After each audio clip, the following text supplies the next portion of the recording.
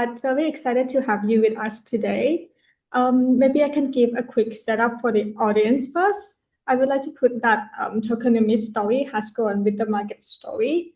So you started as a token unlock tracker, but over time you become something much closer to a capital intelligence layer. And I believe that happens because the market actually demands it. So that's why I want to start our session with the market shift. So for some investors that still treat token supply as a side note to valuation, we want to hear your thought about what are they missing here on how capital actually moves in the market. Hi, Sam. Thanks for the questions and having me here. So we see market shift and demand changing through time in different cycles. Particularly like in the past 1 to 2 years, the shift have been like people when they launch token, they often like copy from other success case. For example, high float, low FTV. What one of the playbook they happened in 2024. Back then, few token made it, so other people see the playbooks and try to copy it. However, the market learned to rotate the funds that they want to invest in, and they realize that not everything sustained. So one of the case example like this, people become more aware of FTV and market cap calculations. And as I see, like that's a classic example of when people in need and market change learn from the past. They need more data as such. And that's drive what we built at Tokenomics. Early on, we track only unlocks data. Moving forward, people demand FTV, a clearer. And now we track almost every tokenomics in the space. Whether it's going to be buyback burn or fundraising data, similar to what we keep up with the market. When user become mature, same as market, they need more data, and Tokenomics is here to like serve those needed. And yes, we grow with the market needs. Yeah, so that's a really important reframe that you just made. So I want to highlight on the investor blind spots. And we see this a lot today that investors get excited by a strong product story, but the supply structure is actually weak or unclear. So imagine when that happens. So what do you see as the biggest risk for investor that they should think about before they commit their capital? Right. I think another beauty of crypto is the narrative comes so fast, right? When you heard a good news, like everyone talking about, for example, NFT era, everyone moved the money to NFT, maybe lock up in private deals. 2 months go by, now everyone was in metaverse, and I was in DAOs or DeFi. The problem is sometimes we forgot to keep up and look what we invest, and that's the problem. The risk we investor often look is that there's going to be supply shock coming in within the 6 to 12 months. If they invested in, hold in central exchange, or lock up in smart contract with their DeFi portfolio, they often overlook that, hey, another dilution is going to come in. And if they end up didn't look at unlock or supply schedule, they will get diluted. It's a classic case in traditional stock market already, where traders, liquid funds have access to that supply informations. For example, like fixed float or ESOP vesting schedules in traditional stocks. IPO is another supply liquidity event, but to the public market, right? In crypto, it's the same, but the problem is not everyone understand and educate enough that there's a risk over there. So in hindsight, they might got over diluted 80 to 90%, 3x of their initial valuation without realize. So if back then when everything is going up, we don't need to care about the fundamental like this. But now market become mature. If investor overlook its kind of risks, they will end up like losing a lot of money. Yes. And since you have a lot of data on this, so I want you to rank the supply risk. So when you look at the supply risk, how would you rank the most important factors? I think you mentioned a couple of things already, like a lock size inside the allocation, or like whether the emission is like linear or front-loaded. So how would you rank these factors in terms of how would it impact the tokenomics the most? Yeah. Good questions. Through our experience with tracking the vesting supplies, there are multiple design of each tokens, right? One thing that we need to point out is that some token design with higher supply may suitable for particular product. Some might suit more with deflations. For example, like if you design Bitcoin, they want to be like store value, even though initially there was like design for the money of the internet, right? But my point is like the supplies design is tailored to the product.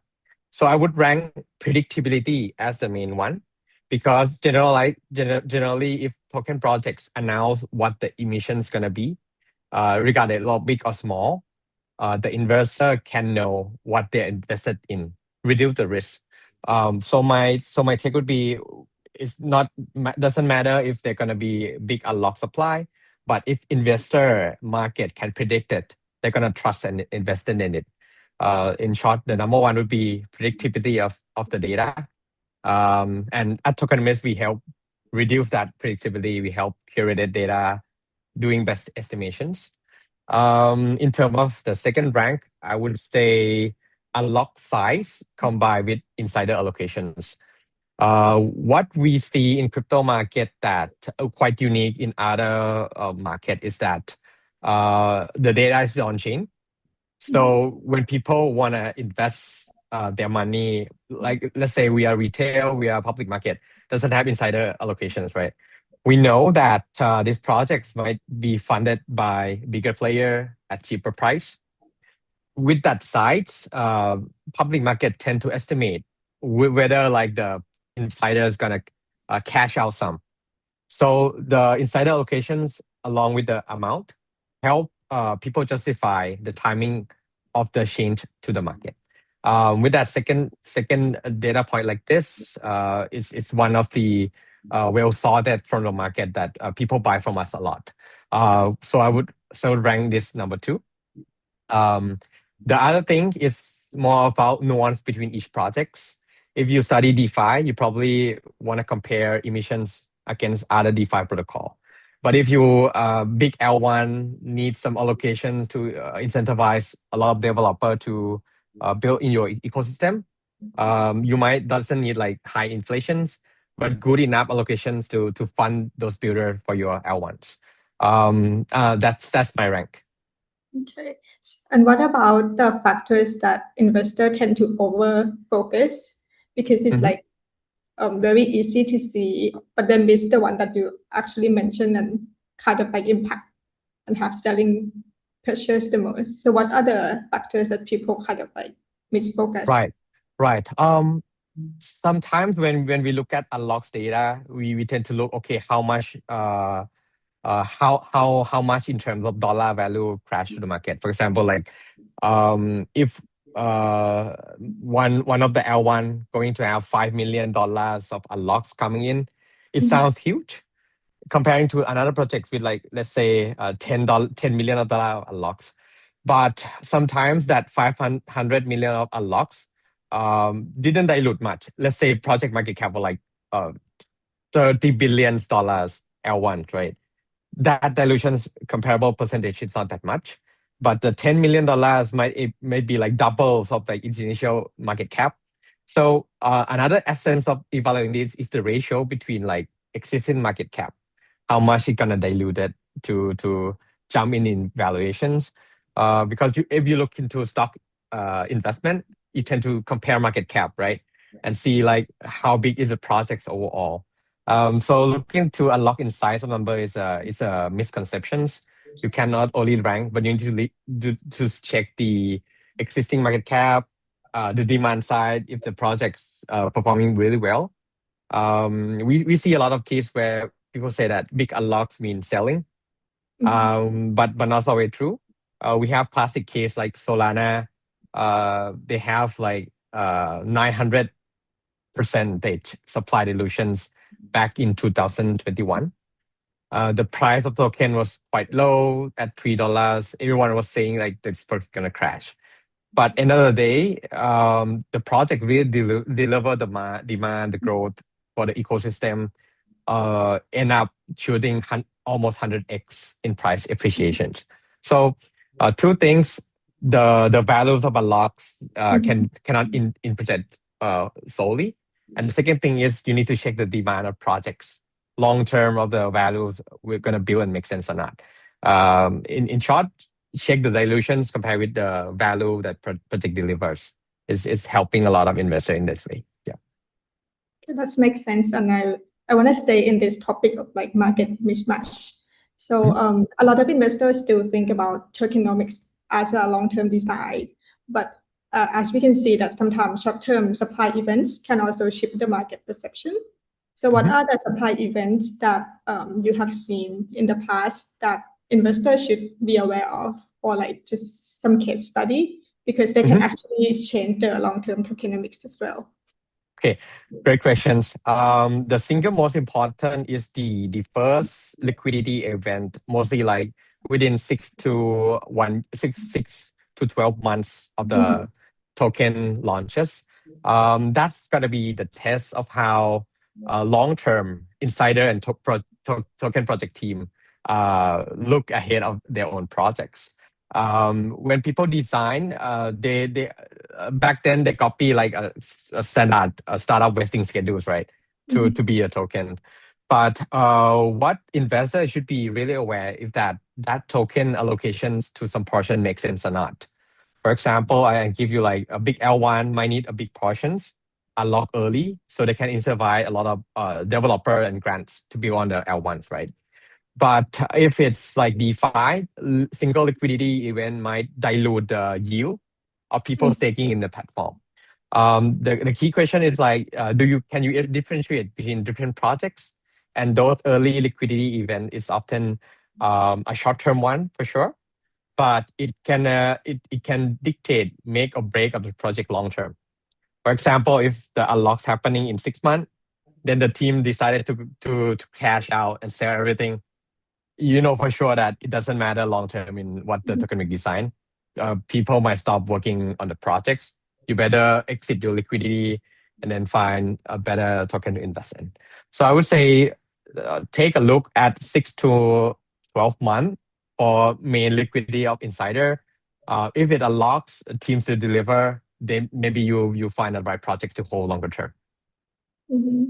And let's say an investor likes the project and they wanna invest, but the supply picture is not clean. So how should they decide which risk they can just price in and like demand higher, like holder rate, and which one is like a deal breaker? In other words, like, so what's the borderline that you have to walk away?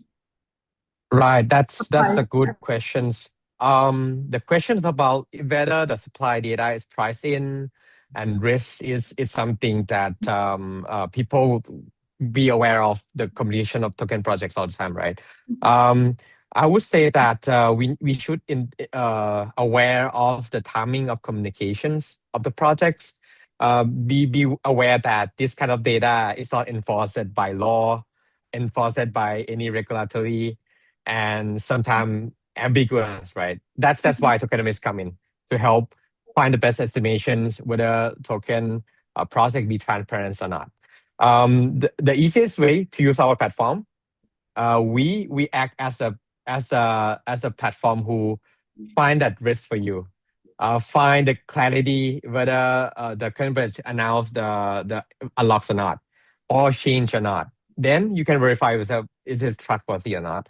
We often see the case where token projects decided to move unlocks, but communicate really well with investor, and even like ask us to help amplify that it doesn't make sense obeying the old promise, because if it do, it's gonna kill projects. Sometimes with that intentions, the right change makes sense as well. So I would say that we need to keep closer look at how investor communicate those changes. And sometimes we can't say for sure if the old information is already priced in, because token projects have ability to control what they wanna do. But for the traders, if they really want to trade on unlocks, Another metric can be analyzed, incorporate together with those unlocked data. For example, the position in funding rate. If you're gonna do long short, you can see like open interest position, how many people already short, how many people already long. Because bear in mind that it's not only you as a traders can short the positions. Investor, private investor, product team can short to protect the loss as well.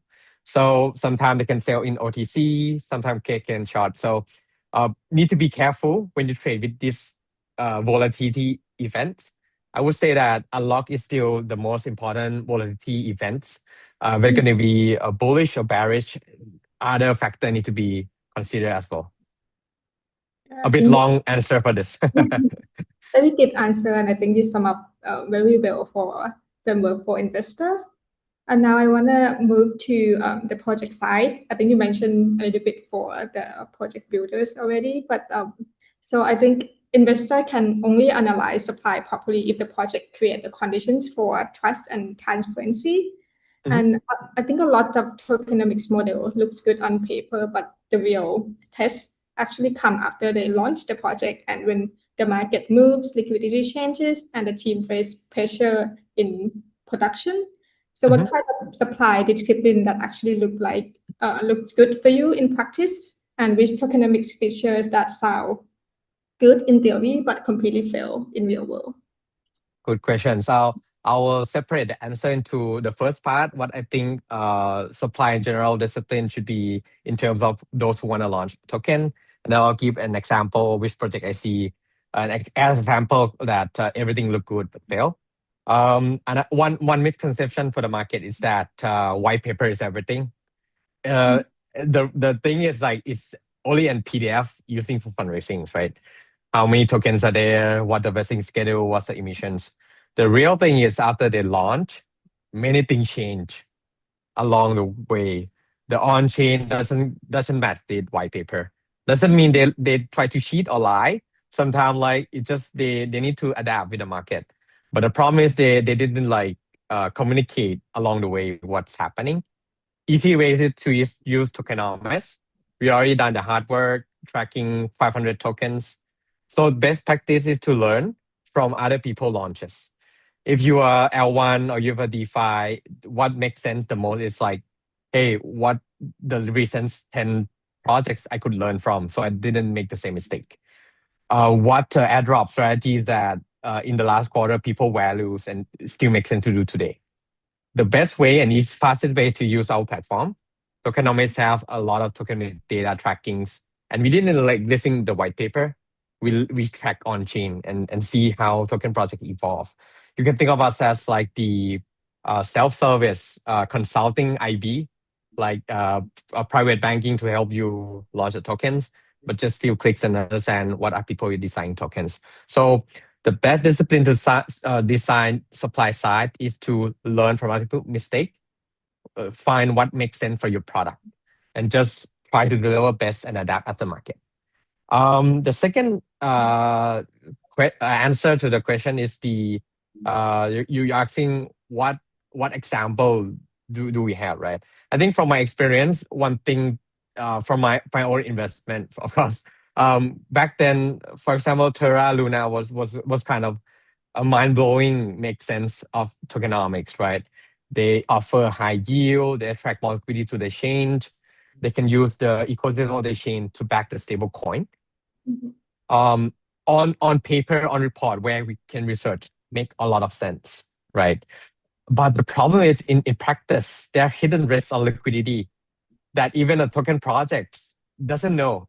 What I mean is like when we move on to the real production bowl, if we keep track of supplies and liquidity on chain and come up with the right measurements, we might find hidden risks like what Terra have.